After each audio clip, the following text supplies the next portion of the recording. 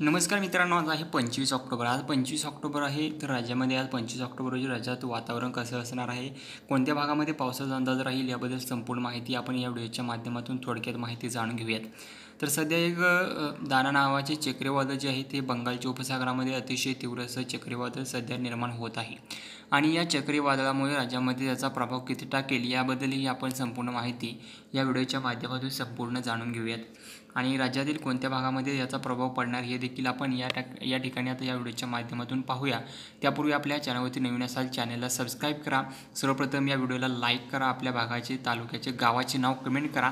संपूर्ण अंदाज पाहण्यासाठी तुम्हाला संपूर्ण अंदाज कमेंटच्या माध्यमातून दिला जाईल.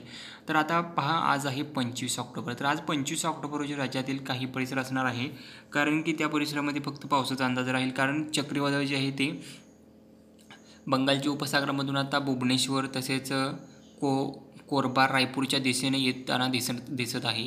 त्यामुळेच जबलपूर रायपूरच्या दिशेने येत आहे. त्यामुळेच राज्यातील काही परिसर असा आहे की त्या परिसरात पाऊस आहे. तर आता या ठिकाणी पहा, आज म्हणजे 25 ऑक्टोबर रोजी विदर्भातील परिसरामध्ये या चक्रीवादळाचा प्रभाव त्या ठिकाणी टाकण्याची शक्यता आहे.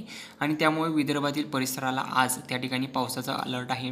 राज्यात वाऱ्याचा वेगही काही परिसरात दिसून येत आहे, कारण की हे चक्रीवादळ अतिशय तीव्र आहे. त्यामुळे राज्यात वाऱ्याचा वेगही काही परिसरांना दिसून येत आहे. तर विदर्भातील परिसरांना या चक्रीवादळाचा धोका जाणवणार आहे. विदर्भातील परिसरामध्ये या चक्रीवादळामुळे पावसाची स्थिती निर्माण होत आहे. त्यामुळे विदर्भातील परिसरांना 25 ऑक्टोबरला त्या ठिकाणी पावसाचा अलर्ट हा देण्यात आलेला आहे. चक्रीवादळ जे आहे ते अतिशय तीव्र होत आहे, रौद्ररूप धारण करत आहे. वाऱ्याचा वेगही ताशी 50, 60, 70 मिलीमीटर एवढा आहे. त्यामुळेच विदर्भातील परिसरामध्ये आज पावसाचा अलर्ट हा देण्यात आलेला आहे. तर यापुढील अंदाज पाहण्यासाठी चॅनलला सबस्क्राईब करा. आपल्या शेतकरी बांधवांपर्यंत हा व्हिडिओ जास्तीत जास्त शेअर करा. धन्यवाद.